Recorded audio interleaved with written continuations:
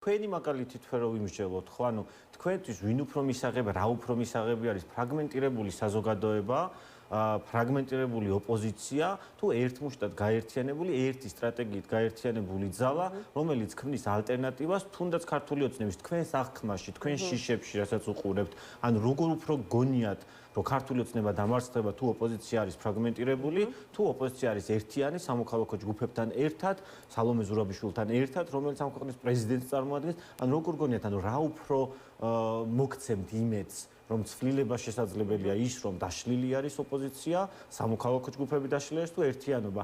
საკუთარი თავიდან გამოვიდეთ ყოველთვის და ვიფიქროთ, რა არის ჩვენთვის ის მთავარი ტრიგერი, მთავარი ამოცანა, რაც მე დამარწმუნებს, რომ ქართული ოცნება კიფეხზე დგას, დასუსტებული არის, პრობლემები აქვს, საკუთარ ხალხს იჭერს, გამოწვევა უდგას სერიოზული, მაგრამ რა არის ის საშუალება, რითაც მე მას დავამარცხებ საბოლოოდ? ეს არის ერთიანობა. ანუ სალომე ზურაბიშვილიც აქტიურად იქნება თქვენთან ერთად ჩართული ამ პროცესში. აი რა როლი ექნება, იმიტომ რომ ძირითადად აქამდე როცა გვიკითხავს, ყველა და თავადაც ამბობდა, რომ მისი როლი ძირითადად არის საერთაშორისო პარტნიორებთან ურთიერთობაზე, ასე ვთქვათ, აქცენტირებული. ანუ შიდა პროცესებში თუ ექნება მას განსაზღვრული გადაწყვეტილების მიმღები არ არის ცხადია ალიანსთან მიმართებაში, თუმცა ქართული სალომე ზურაბიშვილი მხარს უჭერს ალიანს, ანუ ყველანაირი დემოკრატიული პროცესი, რაც არსებობს ქვეყანაში შენარჩუნებული, ეს არის სამოქალაქო ჯგუფებში და ოპოზიციურ პარტიებში შენარჩუნებული, ანუ ვინც დემოკრატიულად მართავს პროცესს,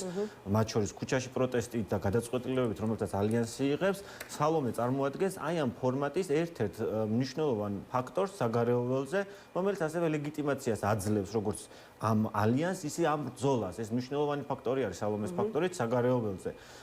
მაგრამ გარდა ამისა, ანუ ჩვენ ეს ერთობა მაგისთვის გვჭირდება, რომ საზოგადოებამ დაინახოს ალტერნატივა და ჩვენ ამ პროგრამაში, ამ ჩვენს სტრატეგიაში ასეც წერია აქცია, სანქცია, ალტერნატივა. მანამდე იყო საუბარი აქცია, სანქცია და ეს მნიშვნელოვანი ფაქტორებია, იმიტომ რომ ის რომ ჩვენ დასავლეთი დღეს მხარს გვიჭერს, ის რომ საზოგადოება ქართული ოცნებამ ჯერ საბოლოოდ არ გამოაცხადა ამ ქვეყანაში ავტოკრატია, რაც ესე ძალიან უნდა, პირდაპირ რომ ვერ აცხადებს, რომ რუსეთთან მიერთება უნდა. ანუ ეს არის იმის დამსახურება, რომ საზოგადოება არ ნებდება, პოლიტიკური პარტიები არ ნებდებიან და დასავლეთი ამ ყველაფერს. უჯობესი არ არის უფრო პირდაპირ უთხრათ ამომრჩევლებს ქვეყნის შიგნით და საერთაშორისო პარტნიორებს ქვეყნის გარეთ, რომ ჩვენი სახით თქვენ უყურებთ მომავალ ხელისუფლებას. რამდენიმე ასეთ საჯარო განცხადება მოვისმინეთ, მაგრამ რასაც მოუყვა შემდეგ უკვე კრიტიკა ხელისუფლების. რა თქმა უნდა, მოყვება, იმიტომ რომ მათ აქვს შიში, იმიტომ რომ მათი ამოცანა იყო ოპოზიცია ყოფილიყო ფრაგმენტირებული. ყოველთვის ესია. ავტოკრატიის ამოცანა არის დაშალოს მარტივ მომრავლებად საზოგადოება, მათ კონსოლიდაცია ვერ შეძლონ ერთი იდეის გარშემო. და ეს ეხება ოპოზიციასაც. ოპოზიციური ერთიანობა მაგას ნიშნავს, რომ ეს ოპოზიციური ერთიანობა წარმოადგენს ერთობა, წარმოადგენს ალტერნატივას ქართული ოცნების, რომელიც ამ ქვეყნის ხელისუფლება გახდება, როცა დრო მოვა და ამის დრო აუცილებლად დადგება, იმიტომ რომ ქართული ოცნება და ივანიშვილი დღეს შეიძლება ვიღაცას მაინც ეგონოს, რომ ძლიერი არის, თუნდაც იმ ბიზნესებს, ვინც მათ დღემდე ხარს უჭერს, გონია რომ ძლიერი არის, მაგრამ ეს ასე არ არის. ეს დადგება ივანიშვილს თავად მოუწევს ქვეყნიდან გასვლა და დატოვება ქვეყნის, იმიტომ რომ მას ყულფი ყოველდღიურად ვიწროვდება მის გარშემო, როგორც ქვეყნის შიგნით, სწორედ აი ამ ალტერნატივის, სწორედ ხალხის პროტესტი და ასევე საგარეო ველზე. ჩვენ ნახეთ, რომ მის წინააღმდეგ საერთაშორისო კრიმინალური გამოძიება შეიძლება დაიწყოს და ეს აღსრულდეს კიდეს. დღეს თუ არა, ხვალ აღსრულდება. ივანიშვილი ჩიხში არის, კობახიძე ჩიხში არის, მით უმეტეს გუშინდელი ირანის ელჩის განცხადებებით, დღევანდელი რუსეთის საგარეო საქმეთა მინისტრის მოადგილის განცხადებით თავს სერიოზულ პრობლემებში ყოფენ, საიდანაც გამოსავალი მათ აღარ ექნებათ. კარგი, რამდენიმე შეკითხვა მაქვს სხვათა შორის აი თქვენს გეგმებთან დაკავშირებით. თქვენ აღნიშნეთ, რომ თქვენი მთავარი გზავნილია მოსახლეობას უთხრათ, რომ თქვენ ხართ მომავალი ხელისუფლება და ნუ შეეშინდებათ იმის, რომ თუ ქართული ოცნება არ იქნება ვინ მოვა და თქვენ ამბობთ, რომ ეს შიშის დაძლევაში საზოგადოებას დაეხმარება ოპოზიციის ერთიანობა და ის, რომ ოპოზიცია აღარ არის ფრაგმენტირებული. როგორ არის ფრაგმენტირებული?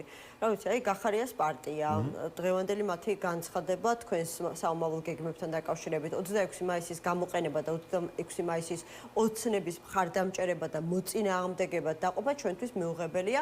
მნიშვნელოვანია, რომ რაღაც თარიღებზე არ იყოს ჩამოკიდებული ნებისმიერი პოლიტიკური სუბიექტის საქმიანობა. გირჩი იაგოს განცხადება იყო აბსურდია, რაც ახლა ოპოზიცია აკეთებს, ლიდერად ჩერგოლიაშვილი და გვარამია აირჩიეს, ახლა წავლენო რეგიონებშიო, თვითონაც დაისვენებენ და ჩვენც დაგვასვენებენ. ნახეთ, ელექტორალური მხარდაჭერა იზომება იმით, ვინ უჭერს ამ კონკრეტულ პარტიებს მხარს, ხო, მათაც შეუძლია დაანონსონ თავისი აქციები და ვნახოთ, ვინ დაუჭერს მხარს. პოლიტიკური ალტერნატივა როცა დგება, ოპოზიციური ალტერნატივა როცა დგება და 9 პარტია იღებს მონაწილეობას, სადაც არიან ისეთი პარტიები შეკრებილი, რომელსაც უმრავლესობა უჭერს მხარს და ხა გახარიას პარტიას შემთხვევაში სამწუხაროა როგორც ის მოიქცა ამდენი ხნის მანძილზე, აირჩია ჯერ ბოიკოტის გზა, მერე შეყვა პარლამენტში, ახლა უკვე ასეთ განცხადებებს აკეთებს, შეიძლება მას კონდეს რაღაც ქვეცნობიერში იმის დაჯერება, რომ ქართული ოცნების ხმები, ოდესმე მისი ხმები გახდება, თუმცა თვითმმართველობის არჩევნებზე მათ დავად დაინახეს, როდესაც ქართული ოცნების თამაშში მონაწილეობ რამოსთვის ასეთ პარტიას, მათ მხარდაჭერა დაკარგეს და ლელოს შემთხვევაშიც იგივე არის, ხო? ანუ ლელოს არჩევანმაც გამოიწვია ის, რომ მათ მიმართ საზოგადოებრივი ნდობა დაიკარგა.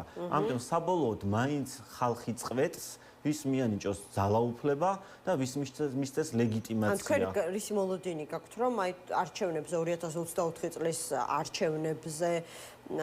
არჩევნების შედეგს ახლა აქციებში გაიმეორებთ თუ ანუ მხარდაჭერა ჩვენ ნახეთ, ანუ ოქტომბერში არჩევნებში გამოჩნდა ვინ იყო თუნდაც ოპოზიციური ალიანსის მხარეს, მაშინ ფრაგმენტირებული და ვინ გაყვა. თუმცა ეს ხალხი არ გამოსულა აქციებზე არჩევნების შედეგების გაყალბების მიზეზით. არა, მხარდაჭერა, ნახეთ, ჩვენ მხარდაჭერა როგორ იზომება, ხო?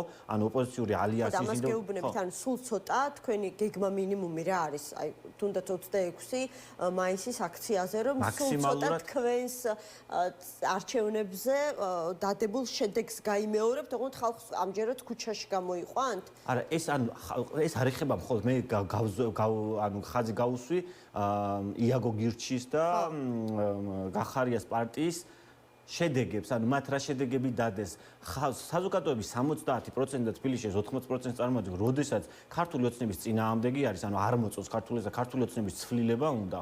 ამას არ პასუხობს არც გახარია, არც იაგო გირჩი. არც ერთი არ ამბობს, რომ მათ ცვლილება უნდათ. ან თუ ცვლილება უნდათ, როგორ წარმოუდგენიათ, ანუ ქართული კაც შეიყვანა გახარიამ პარლამენტში. ხო, ანუ არა, მათი ამოცანა არ არის, ანუ ესე მათ უნდათ, რომ რაღაცა არ ვიცი. ანუ საარჩევნო შედეგებზე თუ საუბრობთ რა და მხარდაჭერაზე. ქონდათ, მაგრამ დღეს რო გავზომოთ, ეს აღარ აქვს და ეს იზომება ყოველ თვიურად და ხედავთ ძალიან მოინდომეთ თქვენ, რომ ადგილობრივ არჩევნებში იგივე შედეგი არ გაემეორებინათ, ესეც უნდა ვთქვათ. ჩვენ რა მოვინდომეთ, ანუ ხალხის დაკვეთას ვასრულებდით ჩვენ.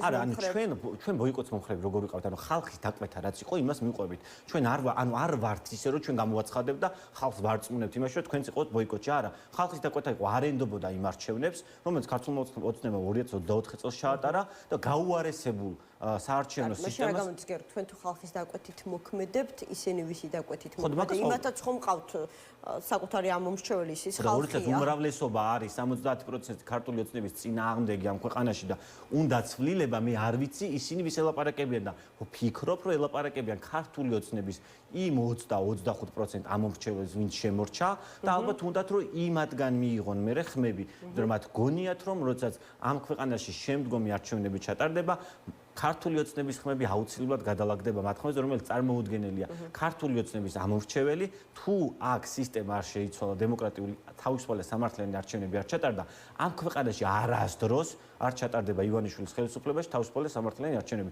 ჩვენი სტრატეგია ამაზე დგას, რომ ქართული ოცნება ისე უნდა დაასრულოს, ისე უნდა ჩამოშალო, რომ მოუწიოს ნებისმიერ სამქვეყანაში ჩაატაროს თავისუფალი სამართლიანი არჩევნები. ეს ხება ქართულ ოცნებას, ხო? ანუ ეს არის მთავარი ამოცანა და ამით განსხვავდებით. ისინი შეიძლება თანახმა რუსეთში სტარდება არჩევნები და რუსეთსაც ქვია დემოკრატია.